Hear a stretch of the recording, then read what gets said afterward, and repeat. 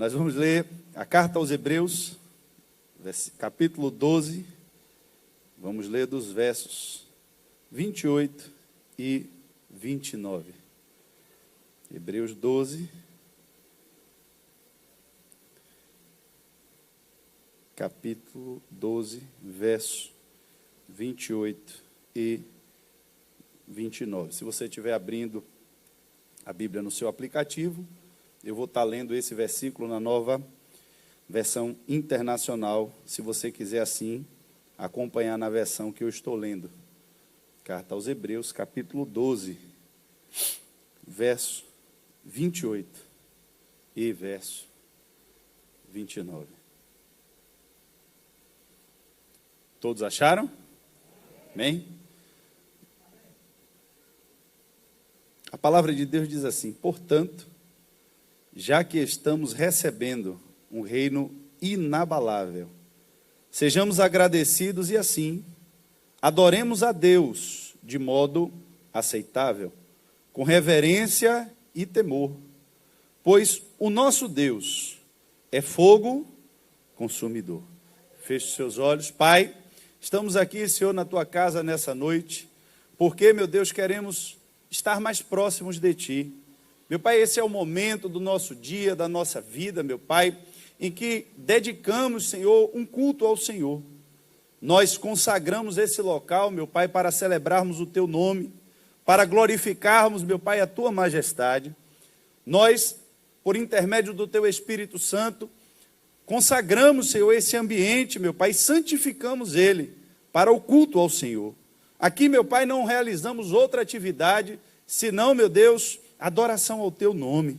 É um lugar exclusivo, meu Pai, para que exatamente o Senhor venha nessa noite mais uma vez. Que o teu Espírito, meu Pai, tenha liberdade, Senhor, para agir, meu Deus. Nós pedimos ao Senhor, meu Pai, fala com cada um de nós. Precisamos, Senhor, tanto ouvir, meu Pai, aquilo que o Senhor tem para cada um de nós. E eu sei, meu Pai, que com a nossa mente humana nós não vamos poder alcançar, meu Pai, as tuas verdades, Senhor, que são inalcançáveis, meu Deus, para a nossa inteligência. Mas se o Senhor assim tiver misericórdia das nossas vidas nessa noite, eu peço ao Senhor mais uma vez, que o teu Espírito fale diretamente ao nosso espírito, que o Senhor possa falar individualmente com cada um dos que aqui entraram nessa noite, para que eles possam, meu Pai, receber o alimento espiritual que eles precisam. É o que eu te peço em nome de Jesus. Queridos, eu tenho me dedicado nesse tempo a ler a Bíblia com um olhar um pouco mais crítico, a respeito de temas, a respeito de versículos, que nós às vezes temos o costume de destacá-los do contexto em que eles estão inseridos e terminamos transformando, às vezes, em alguns jargões fora do propósito pelo qual eles foram estabelecidos. Eu tenho quase certeza que cada um de vocês já deve ter ouvido essa expressão, que o nosso Deus, ele é fogo consumidor.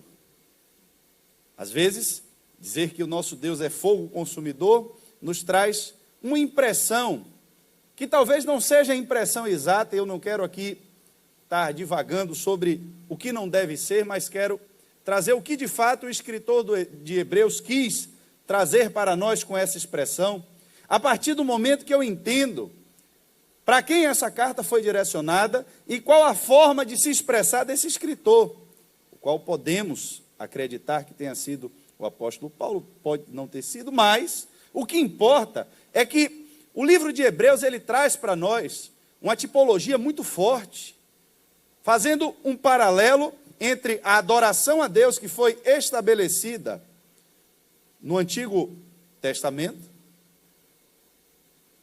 com a verdade que se manifestou depois que Cristo veio ao mundo. O apóstolo Paulo, por sua vez, agora sim, ele, escrevendo aos Colossenses, no capítulo 2, no verso 17, ele diz de forma clara, essas coisas, e ele está falando exatamente sobre as ordenanças, sobre aquilo que tinha sido pré-estabelecido a respeito do culto a Deus no Antigo Testamento. Ele diz de forma clara, essas coisas são apenas sombras do que haveria de vir, pois a realidade, porém, encontra-se em Cristo. Então significa que, se eu tenho hoje, nos nossos dias, a sombra, mas eu tenho o original, eu posso olhar a sombra, posso olhar o original, e tem que haver, de fato, uma correspondência entre um e outro. Possa ser que, olhando apenas para a sombra, eu veja algumas distorções que os meus olhos não conseguem definir, pela limitação que a sombra me dá, apenas por ser uma projeção de algo que está oculto aos meus olhos.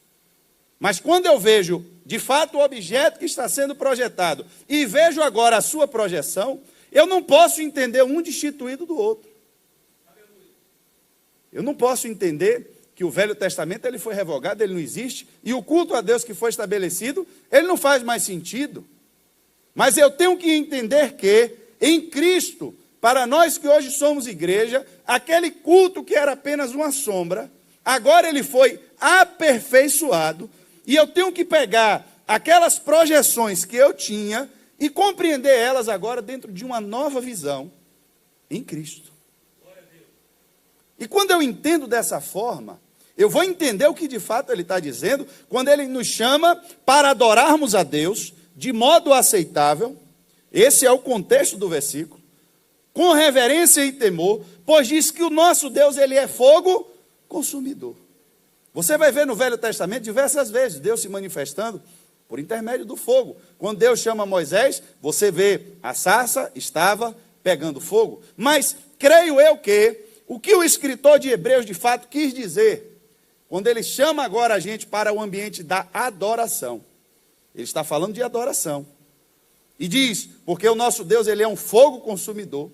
O paralelo e a tipologia agora que ele usa aqui, a correspondência, era exatamente para o fogo que existia dentro do tabernáculo, o fogo do altar. Fogo que foi estabelecido para que o homem ali manifestasse e estabelecesse as suas ofertas diante de Deus.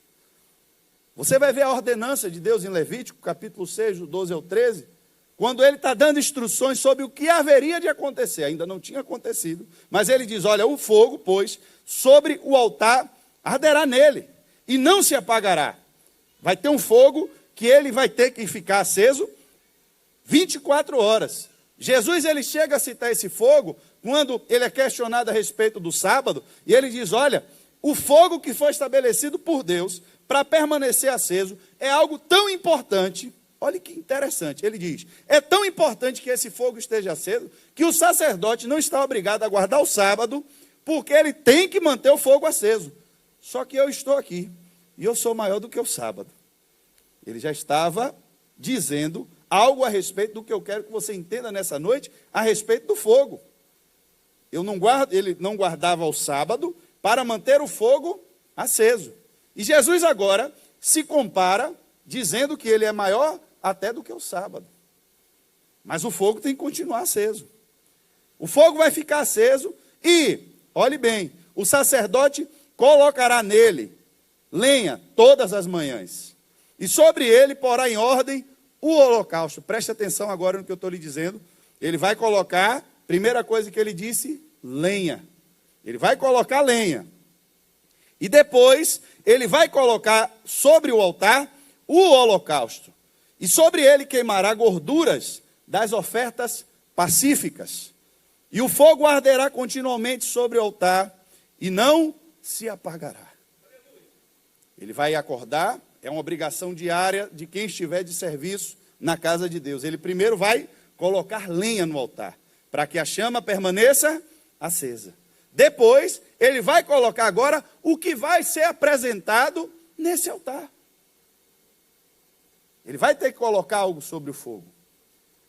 A Bíblia vai dizer que quando tudo foi colocado em ordem, no mesmo livro de Levíticos, capítulo 9, do verso 23 e 24, então entraram Moisés e Arão na tenda da congregação, depois saíram e abençoaram o povo, e a glória do Senhor apareceu a todo o povo, porque o fogo saiu de diante do Senhor e consumiu o holocausto, consumiu a gordura sobre o altar, o que vendo todo o povo jubilou e caiu sobre as suas faces. A Bíblia está dizendo que o primeiro fogo do altar, quem acendeu, não foi o homem. Quem acendeu o fogo do altar foi Deus. É por isso que você vai ver Elias, depois construindo um altar, e desafia o povo. Vamos nos lembrar do que Deus fez lá atrás. Vocês que estão adorando outros deuses, vocês que estão duvidando da existência de um só Deus, eu vou fazer o mesmo sinal que Deus fez lá atrás. Vamos construir um altar, e o Deus que responder com fogo, esse vocês adoram. Era o sinal que Deus tinha dado na ordenança, na manifestação, vamos dizer ali, da inauguração do ministério sacerdotal. Deus foi quem acendeu o fogo. Você vê que imediatamente depois, talvez os sacerdotes que foram instituídos ali, os filhos de Arão, não deram a devida atenção ao que Deus disse, e eles foram oferecer sacrifícios com um fogo que não foi o fogo que Deus acendeu.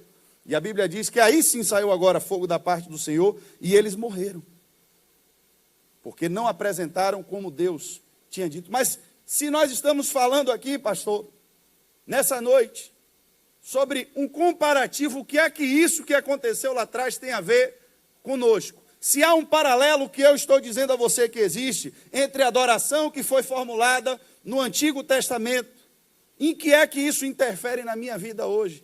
Se o Senhor falou que agora, as coisas que o Senhor acabou de dizer aí, sobre o tabernáculo, sobre o fogo que Deus acendeu, eram apenas sombras, e agora essas coisas realmente estão manifestas em Cristo, como é que esse paralelo se manifesta no meu tempo, já que eu estou vivendo agora a realidade e não a sombra? Eu vou lhe explicar isso, mas eu quero que você entenda qual é o meu risco e o seu risco. Muitas vezes nós ficamos correndo atrás de fogo. Cabe ao sacerdote, preste atenção, cabe ao sacerdote todos os dias trazer lenha ao altar, porque sem lenha não tem como fogo permanecer aceso, não tem. E o que é a lenha, pastor, nos nossos dias? O que é a lenha? A lenha é tudo aquilo que faz o fogo permanecer aceso, é aquilo que alimenta a chama. Quando eu estou orando, eu estou trazendo lenha para o meu altar. Quando eu estou lendo a palavra de Deus, eu estou trazendo lenha para o meu altar. Não adianta eu pedir, Deus manda fogo, mas se mandar fogo e não tiver o que queimar, para onde é que esse fogo vai? Manda fogo, mas manda fogo para onde? Para o asfalto? Eu tenho que ter algo, alguma substância, que seja alimentada todos os dias para que o fogo permaneça aceso. E eu digo que muitas vezes temos visto tempos de pessoas que têm buscado a misericórdia de Deus, buscado uma ação de Deus em sua vida. Elas querem que Deus resolva um problema, que Deus resolva apenas uma situação. Elas procuram a Deus, mas elas ainda não entenderam qual é o propósito de se buscar a Deus, e elas estão buscando a Deus como se buscassem a qualquer outro tipo de ajuda. Se você disser que tem uma casinha ali do lado, e que se ela ficar ali e fizer tal coisa, vai resolver o problema, ela vai lá. Se você disser que ela tem que acordar de noite e dar um pulo de cambalhota para trás, ela vai fazer. Se disser que tem que vir para a igreja, ela também vai vir. Mas são pessoas que ainda não entenderam o nível de intimidade que você precisa ter com Deus, a aliança que você precisa primeiro firmar com Deus. Você tem que ter um compromisso diário com Deus. Quando Deus levantou o sacerdócio, não foi, irmãos, algo que ele fazia o dia que ele queria. E eu digo a vocês, a modernidade roubou da gente a compreensão perfeita do que significa manter um fogo aceso. Porque nós dominamos o fogo de uma forma tão perfeita que você faz fogo em sua casa sem fumaça, totalmente controlado, e você consegue estabelecer a temperatura que você quer que o fogo hoje esteja. De tal forma que o homem dominou o fogo. Mas visita um interiorzinho um pouquinho mais remoto. Você chega lá, você vê que tem um fogãozinho de lenha, um fogão de barro, e que ali, antes de dormir, o pessoal deixa aquele fogo com a lenhazinha, que eles vão acordar de manhã e vai estar ainda aquele braseirozinho, eles vão soprar, vão tirar a cinza, vão colocar mais umas madeirinhas para permanecer o fogo aceso. Não fósforo, acender fogo com fósforo é fácil demais. Eu assisto às vezes aquela série que tem lá do povo que fica no mato, largados e pelados. Aquele povo, irmão, para manter o fogo aceso é uma tribulação. Tem gente que perde a prova por causa do fogo. Porque, irmãos, tem que manter o fogo aceso no dia que está chovendo. Mas está um frio terrível, não importa. Você vai ter que sair debaixo de chuva para pegar lenha, para manter o fogo aceso. Mas hoje eu não estou afim de sair, hoje eu estou doente. Mas doente vai ter que sair para pegar lenha, para manter o fogo aceso. Era essa a ordenança de Deus. Mas hoje vai ter jogo, meu irmão, vai ter jogo, mas hoje tem que manter o fogo aceso. Mas hoje vai ter o dia da conferência, mas hoje tem que também manter o fogo aceso. Venci a etapa do fogo, pastor. Aí agora deu um glória, Renato. Ô, glória! Venci a etapa do fogo. Consegui deixar o meu fogo aceso. Talvez você esteja já nessa categoria. Porque você preparou o altar para Deus. Você colocou o combustível. E quando você coloca o combustível, irmãos, Deus vem e acende. A Bíblia diz que quando nós buscamos a Deus em verdade, em sinceridade, irmãos, Deus vem. Deus não é mentiroso, Ele diz, buscar-me-eis e me achareis, todas as vezes que vocês me buscardes, de todo o coração. Ergui um altar para Deus, coloquei os elementos que Deus pediu, irmãos, Deus vem e acende o fogo. E agora eu já entrei nessa demanda, o meu fogo já continua aceso todos os dias. Só que tem algo que a gente se esquece. Não adianta ter lenha e não adianta ter fogo se não tiver algo para ser apresentado. Ah, pastor, mas aí agora eu vou entender que Jesus ele já foi o único sacrifício aceitável diante de Deus. É verdade. Não é mentira, mas é uma verdade em parte. É uma verdade que nós temos pela limitação do nosso entendimento. Porque não existia apenas sacrifício pelo pecado no culto antigo. Se você for pegar e tiver curiosidade, pesquise em casa e veja quantos sacrifícios Deus estabeleceu. Sacrifício de comunhão, sacrifício de paz. Você foi perdoado por um pecado, você apresentava um sacrifício. Você tinha as suas primeiras colheitas, você apresentava a Deus em sacrifício. Mas tinha um desses sacrifícios ordenados por Deus, um deles, que era de fato o sacrifício pelo pecado, que era um ritual feito diferente dos outros. Por isso que a Bíblia aponta para você e diz, olha, foi por isso que ele teve que morrer fora da cidade, porque quando o sacrifício era pelo pecado, o animal morto, as cinzas dele tinham que ser jogadas fora da cidade. Tinha todo um procedimento quando o sacrifício era pelo pecado. E esse aí eu lhe garanto, não há mais nenhum sacrifício que eu e você possamos apresentar diante de Deus para perdão dos nossos pecados. Por quê? Porque o sacrifício de Cristo ele foi perfeito.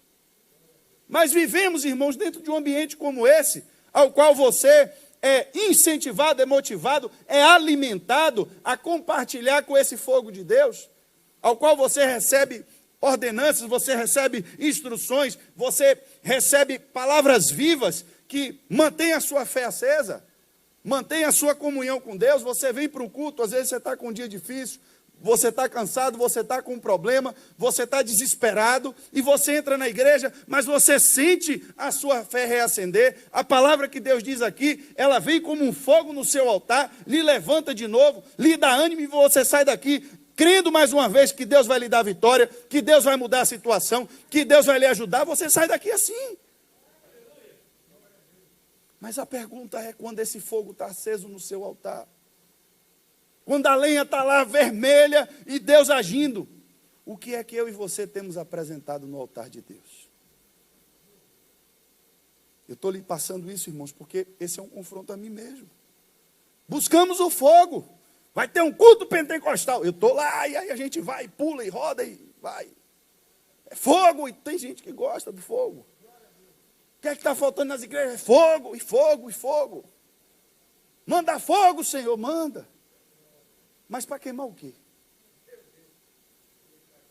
Para queimar o quê? O fogo veio queimar o quê? O que é que eu tenho apresentado diante de Deus? Porque não adianta, irmão, só ficar queimando lenha. Não faz sentido. O fogo por si só não é um espetáculo público. Os dons espirituais, as manifestações do poder de Deus, elas não foram feitas para ser atração de circo. Não foram feitas apenas para atrair a atenção das pessoas. Tem um propósito para todas as coisas que foram estipuladas. Os milagres que Jesus fez, teve milagres que ele fez apenas em algumas circunstâncias e não fez de novo. Por quê? Porque não fazia sentido. A Bíblia diz que um dos evangelhos conta que quando João Batista morreu, Jesus, quando recebeu a notícia, ele se afastou, foi para um lugar deserto. Quando a multidão soube que ele estava lá, foi atrás dele. E aí Jesus começou a pregar para aquelas multidões. O dia foi findando, alguém chegou para ele e disse: olha, Senhor, o Senhor está num lugar deserto, manda esse povo embora. Porque não tem um lugar para eles comprarem comida. A Bíblia diz que para que eles permanecessem ali, na presença de Deus, ouvindo a palavra de Deus, Jesus faz um milagre de multiplicação de pães e peixes. Mas por que em João 4 ele mandou os discípulos comprar comida?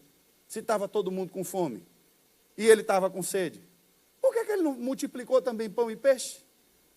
Ele não poderia ter multiplicado? O Pedro, anda aí, meu irmão, com um pedacinho de pão no bolso, um pedacinho de peixe. E aí quando a fome apertar, a gente multiplica. Porque não é assim, irmãos, que as coisas de Deus funcionam.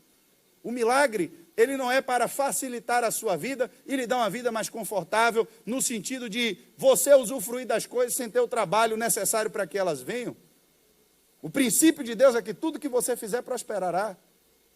Esse é o princípio de Deus, foi isso que ele garantiu, a bênção dele sobre a sua vida.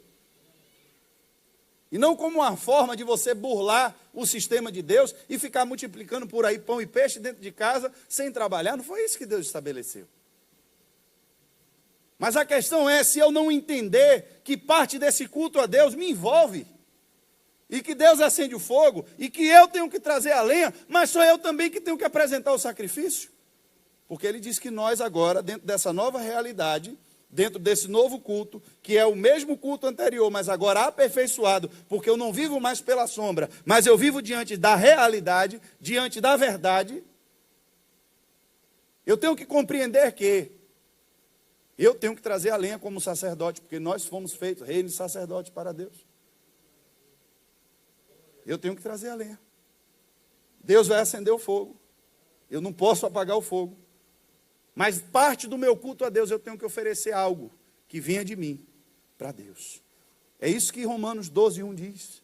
Rogo-vos, pois, irmãos, pela compaixão de Deus, que apresentei o vosso corpo em sacrifício vivo, santo e agradável a Deus, que é o vosso culto racional. Está aí a explicação. É exatamente o que ele está dizendo. Vai ter um sacrifício? Vai. Vai ter fogo? Vai. A presença de Deus, irmão, é o fogo. É por isso que o escritor de Hebreus diz, o nosso Deus é aquele fogo consumidor. Era aquele fogo que estava aceso lá no altar, que você vinha, trazia a sua oferta e o fogo comia tudo, irmãos. Deus é esse fogo. Deus no meio de vocês, através do seu Espírito Santo, é esse fogo, é essa chama acesa. Eu atraio a presença de Deus para a minha vida, incendeio a igreja, quando eu busco o Espírito Santo de Deus, quando eu me santifico, quando eu oro, quando eu leio a Bíblia, mas o fogo está queimando. E o que é que eu estou apresentando a Deus? Qual é o louvor que sai dos meus lábios? Qual é o nível de dedicação da minha vida? Irmão, sacrifício não é algo que não me custa nada. E eu não estou falando, irmãos, de dinheiro, mas eu estou falando do coração. Quando eu digo que nós precisamos ser sacrifícios vivos diante de Deus, eu tenho que entender a verdade que Jesus disse, e é uma verdade. Assim como ele se apresentou como sacrifício pelo pecado diante de Deus, porque ele nos amou. Ele disse que só seríamos dignos dele se nós amássemos ele acima de todas as coisas. O sacrifício para ser colocado diante do altar não podia ser qualquer coisa. O cara passou, viu um jumento na rua, vou levar para sacrificar. Não podia, irmãos. Vou pegar aqui esse bode nasceu com o pé meio torto, eu vou levar e vou apresentar. Não podia. Para Deus, para oferecer, mas não vai queimar, pastor. O negócio é para pegar fogo, ninguém está vendo isso. Se você entender as coisas de Deus pela ótica humana, irmão, você nunca vai conseguir agradar a Deus. Mas quando você começa a discernir as coisas espirituais, com a mente espiritual, você começa a entender que coisas que para as pessoas parecem loucura, parecem sem sentido, por que é que o cara vai pegar o melhor cabrito dele e ele vai queimar diante de Deus?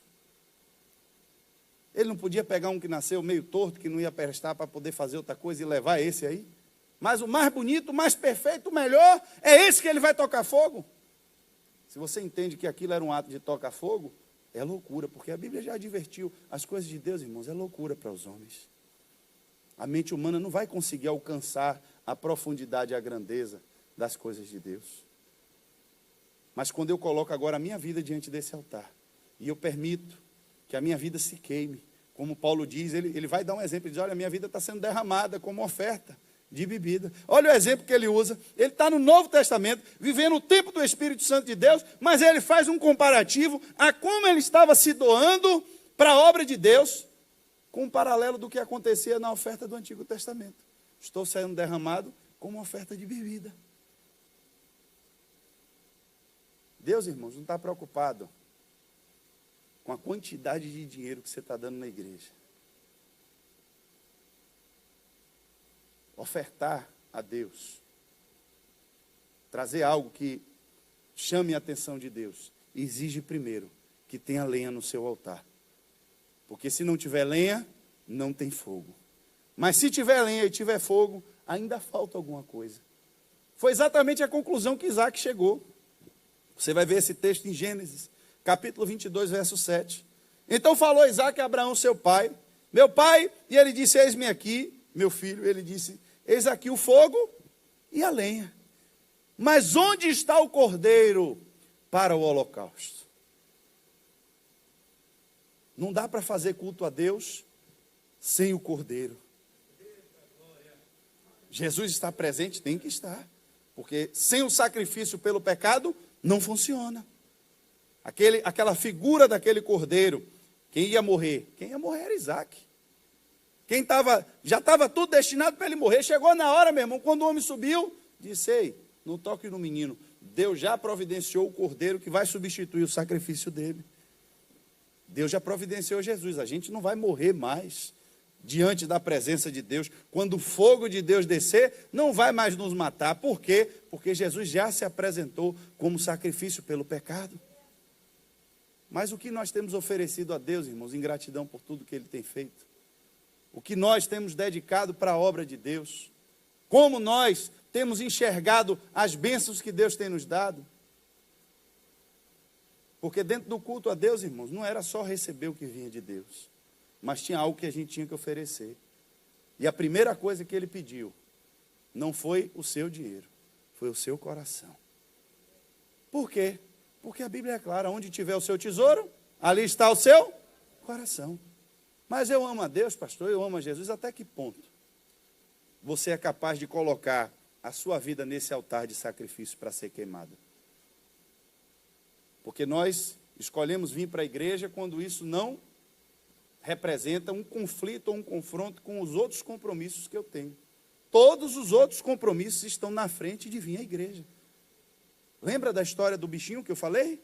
É um bicho. Vai pegar, meu irmão, você está lá criando seus carneiros, nasceu um, meu irmão, ó, fortão, malhado, botar aquele ali, o bicho vai desenvolver, eu vou levar esse. Ninguém está vendo, meu irmão. Pega um aqui que nasceu com a pata meia capenga, tá beleza, ninguém vai ver, eu carrego, chego lá e vai embora. Passou. Se você entende o ato dessa forma, você ainda não entendeu o princípio espiritual. Se eu entendo que quando eu venho para a igreja, eu venho assistir um culto, aí sim, se você vem assistir um culto, você vai vir no dia que a sua agenda dá para você vir para o culto. Se o pastor chama, vamos fazer um trabalho de evangelismo, vamos fazer um investimento, vamos, aí você vai trabalhar de acordo com a sua agenda, de acordo com a sua capacidade. Por quê? Porque você pertence à igreja, você pertence a uma igreja, você pertence a uma instituição, você frequenta um culto, você assiste um culto. Mas quando a sua visão se abre e você entende que quando você está aqui nessa dimensão, a presença de Deus está aqui. Você entende que nesse lugar um espírito se manifesta. Irmãos, há manifestação de um espírito nesse lugar. Se você não entendeu isso, é preciso que você entenda nessa noite. Isso aqui não é um ambiente de palestra. Isso aqui não é um ambiente de você ouvir palavras de afirmação. Isso aqui não é um ambiente de você adquirir só conhecimento. Mas esse é um ambiente de você ter contato com o espírito que traz vida ao homem. Um espírito que é capaz de entrar agora na sua mente, onde você está sentado, e enquanto eu estou falando, ele vai quebrando conceitos na sua mente, ele vai lhe dando revelações, ele vai lhe mostrando o que você precisa melhorar, enquanto você está parado e sentado na sua cadeira, porque tem um espírito pairando nesse lugar.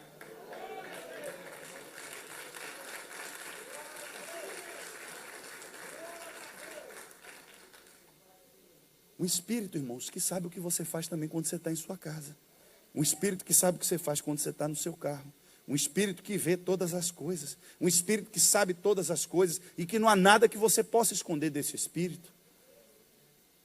Qual é o meu sacrifício que eu estou apresentando diante dele? Eu quero fogo, Senhor, manda fogo. Vem fogo. Quero avivamento, Senhor, vem avivamento. O que é que eu tenho para apresentar diante desse altar? O que é que eu já tenho apresentado diante desse altar? O melhor do meu tempo. Eu não estou falando de dinheiro, eu quero saber do seu tempo. Aonde é que você tem gastado o melhor do seu tempo? Porque a maioria das vezes, irmãos, temos nos desgastado, temos nos doado, temos nos sacrificado. Nosso sacrifício vivo não tem sido para Deus. Não tem sido para Deus. O melhor da sua mente. Tem pessoas aqui nesse auditório que têm mentes fantásticas. Pessoas que têm mente empreendedora aqui, que se botar na cabeça que vai vender picolé, ele vai desenvolver um picolé que ninguém pensou, um picolé efervescente, que você bota na boca, ele tem explosão de sabores, vai montar uma franquia de picolé, vai ficar rico, ainda vai vender para os Estados Unidos a franquia. Pessoas aqui com mentes fantásticas. Quanto da sua mente fantástica tem sido colocada para ser queimada no altar de Deus? Quanto? Quantos projetos a sua mente fantástica bolou esse ano para o reino de Deus? Pessoas aqui nesse auditório que têm uma capacidade de comunicação fantástica. Você pode chegar aqui na frente e pedir para ele vender essa samambaia. Ele vai subir aqui e vai comprovar para você que você precisa ter uma samambaia na sua casa. Você não vai comprar uma, você não vai comprar duas, você não vai comprar três, mas você só vai se satisfazer se você levar pelo menos 10 para dentro da sua casa. Quanto dessa capacidade de comunicação fantástica tem sido colocada para ser queimada no altar de Deus? Quando você deita no seu travesseiro, a sua mente descansa pensando em quê? Como vai começar o dia de amanhã? Quanto eu vou ganhar? Quanto eu vou faturar? E eu vou fazer isso para isso? E se eu fizer aquilo? E eu vou fazer um contato com fulano? E fulano vai me mandar para não sei aonde? E aí vai abrir as portas para mim? E eu vou ganhar mais? E eu vou ganhar mais? E eu vou ganhar mais? E aí a palavra de Deus diz, e se alguém lhe perguntar nessa noite, se pedires a tua alma nessa noite, o que é que você vai fazer com tudo que você juntou? Para quem vai ficar a sua casa? Para quem vai ficar seu carro? Tem 15 dias que eu vi um dos testemunhos mais fortes que eu já ouvi na minha vida. E olha que eu nasci dentro da igreja. Um culto de homens lá na igreja. Entrou um pastor. E ele pediu para eu colocar a mão na cabeça dele. Porque ele não tem crânio desse lado. Ele tem 4 furos de bala na testa. Ele tem uma bala debaixo do olho. Ele tem mais de 8 balas alojadas no corpo dele, fora as que saíram. Há 17 anos atrás, esse homem comandava uma facção de tráfico de drogas, e o comparsa dele traiu ele, entrou na casa dele, 4 homens armados de madrugada, a queima-roupa, descarregaram todas as armas a queima-roupa nesse homem. Ele disse, não dá para a igreja toda tocar, vou chamar só o pastor. Tudo sobra para o pastor, né, pastor? Tudo sobra para a gente. Aquele homem disse que, quando ele tomou os tiros, a mulher dele descreve que o sangue jorrava, não escorria. A pressão do crânio todo furado, o sangue espirrava.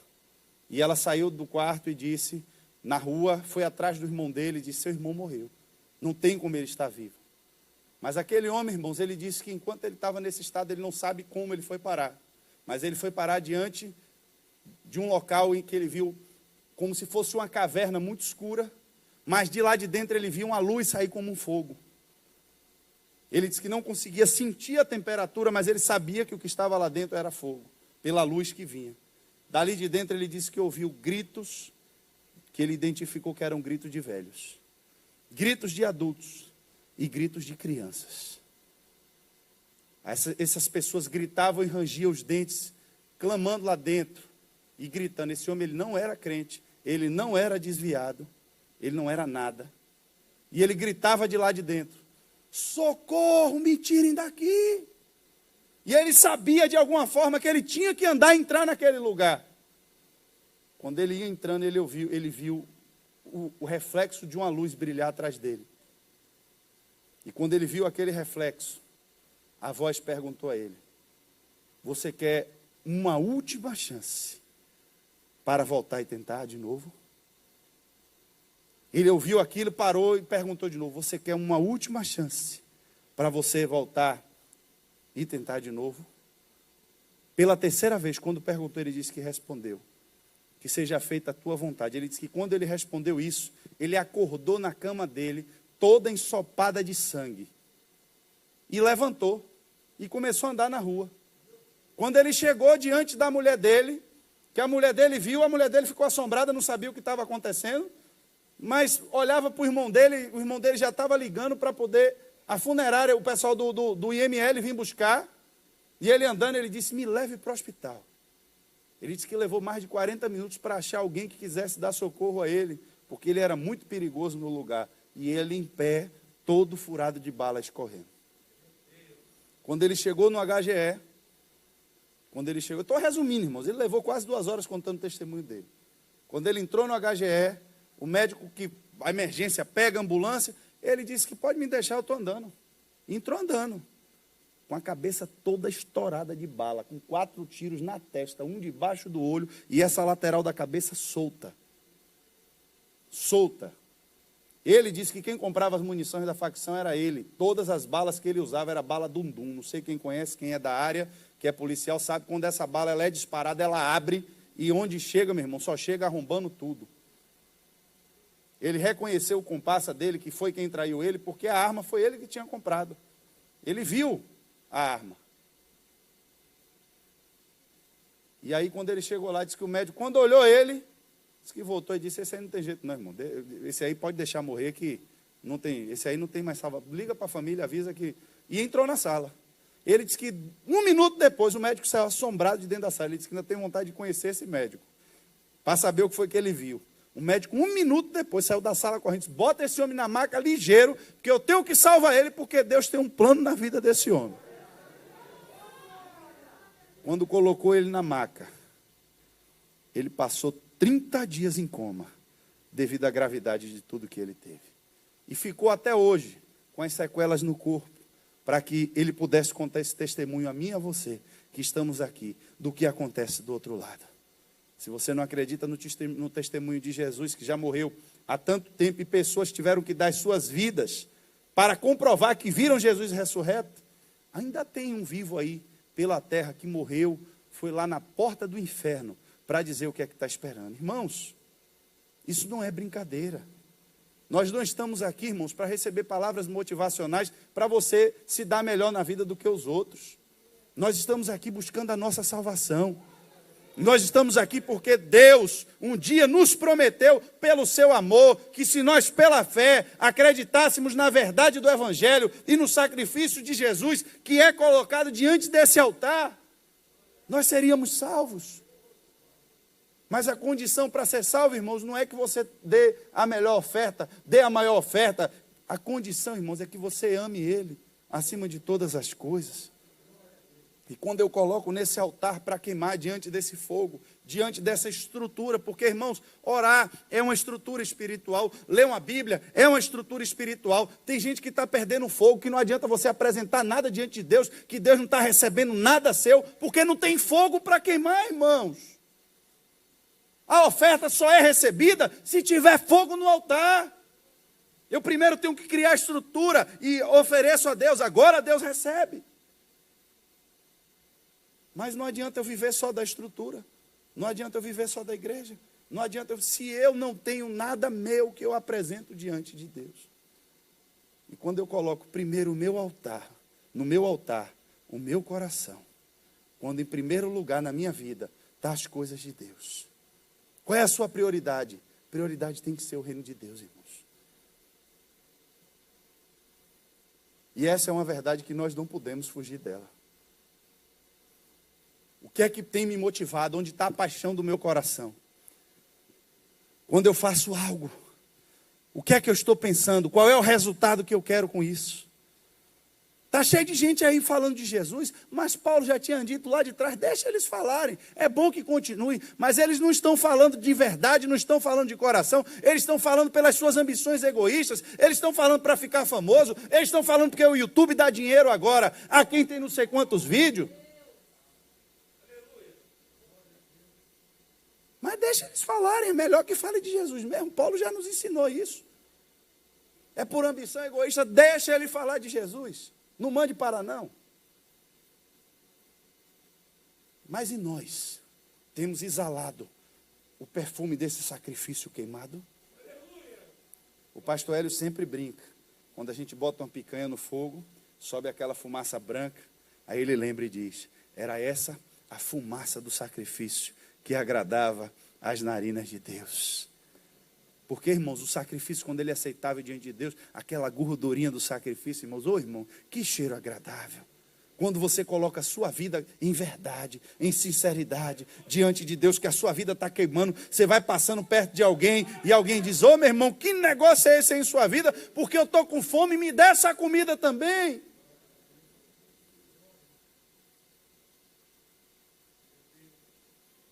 Mas o meu sacrifício, só eu posso apresentar. A minha oferta, só eu posso levar. O altar é o mesmo. O fogo é de Deus, porque Deus é um fogo consumidor. E eu encerro lhe lembrando o que foi que o escritor de Hebreus disse, e agora você consegue compreender toda a tipologia que ele usa, falando de algo que estava no Antigo Testamento, sobre o fogo do altar, quando ele diz, olha, o fogo consumidor do altar, esse fogo é o nosso Deus. Dentro dessa nova aliança, dentro dessa nova verdade, em qual agora o fogo está representado pelo Espírito Santo, e a lenha representada por toda a estrutura espiritual, que nos faz manter essa chama acesa. Aí Paulo complementa, ofereça seu corpo, a sua vida, como sacrifício vivo diante de Deus. Fique de pé nessa noite, irmãos.